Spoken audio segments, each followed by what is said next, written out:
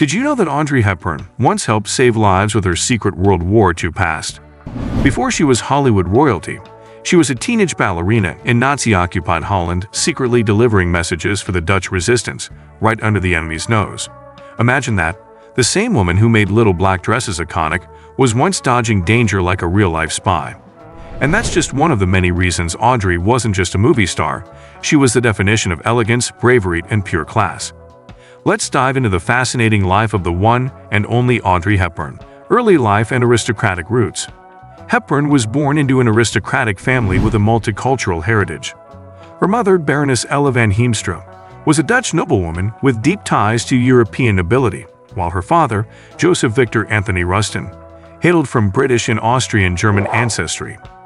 Audrey spent her formative years traveling between Belgium, England, and the Netherlands, owing to her father's work as a businessman.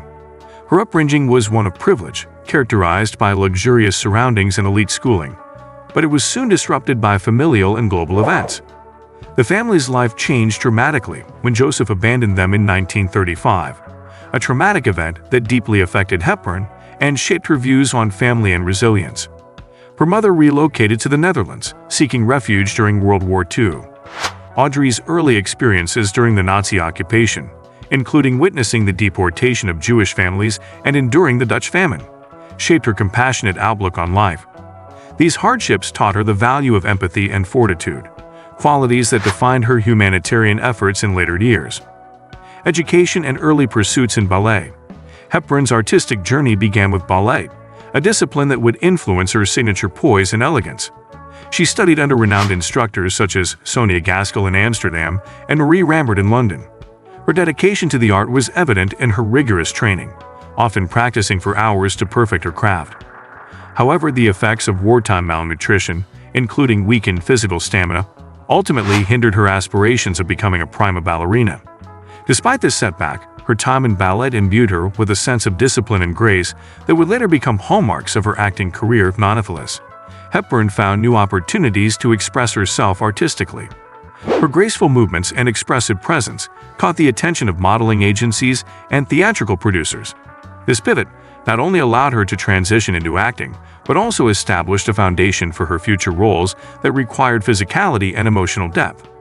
Ballet remained a lifelong passion, and its influence could be seen in her performances, where every movement conveyed meaning and emotion. Transition to acting. Audrey's entry into the entertainment world was gradual but impactful. She began as a chorus girl in London's West End productions, where her charm and natural talent caught the eye of producers. She also took on minor film roles, slowly building her portfolio. Her breakthrough came with the 1951 Broadway play Gigi, adapted from Colette's novella. Hepburn's portrayal of the titular character received critical acclaim, with audiences enchanted by her combination of innocence and sophistication. This success led to her first starring film role in Roman Holiday, 1953, where she played a runaway European princess opposite Gregory Peck. The role catapulted Hepburn to stardom, showcasing her ability to balance vulnerability and strength. Her performance earned her widespread acclaim, making her the first actress to win an Academy Award, a British Academy of Film and Television Arts, and a Golden Globe for a single performance. The film's success cemented her status as Hollywood's newest leading lady, and her star continued to rise with every subsequent project. Hollywood stardom. Audrey Hepburn's meteoric rise in Hollywood showcased her extraordinary versatility and charm. In Sabrina, 1954, she captivated audiences alongside Humphrey Bogart and William Holden, marking the beginning of her legendary partnership with designer Hubert de Givenchy. Her enchanting presence lit up Funny Face, 1957, as she sang and danced with Fred Astaire, while her poignant performance in The Nun's Story, 1959, earned her critical acclaim and an Academy Award nomination. Hepburn cemented her cultural icon status with Breakfast at Tiffany's, 1961, her portrayal of Holly Golightly redefining elegance in a Givenchy black dress. Films like Charade, 1963, My Fair Lady, 1964, and Wait Until Dark, 1967, further highlighted her incredible range, from romantic comedy to gripping thriller. Her ability to balance vulnerability, glamour, and depth made her one of the most beloved and enduring stars in cinema history. Fashion icon. Hepburn's partnership with French designer Hubert de Givenchy was transformative and mutually inspiring. Their collaboration began with Sabrina and continued throughout her career, both on and off screen. Givenchy's designs perfectly complemented Hepburn's minimalist yet elegant style, epitomized by tailored silhouettes, monochromatic outfits, and statement accessories.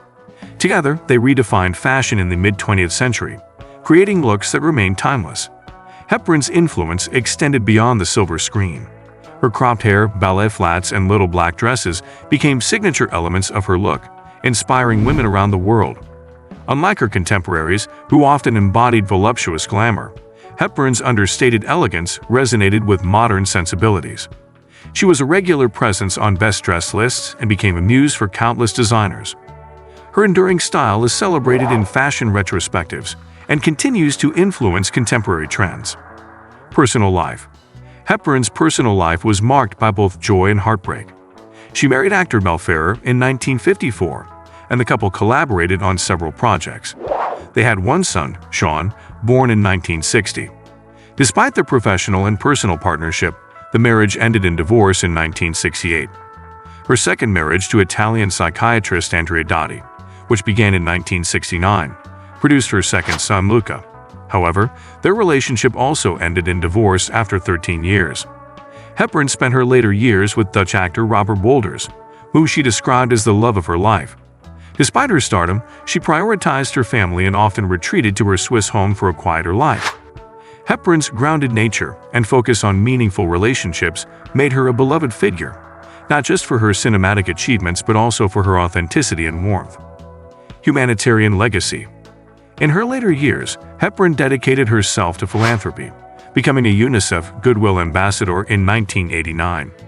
Drawing from her wartime experiences, she passionately advocated for children in need, visiting some of the most impoverished regions in the world.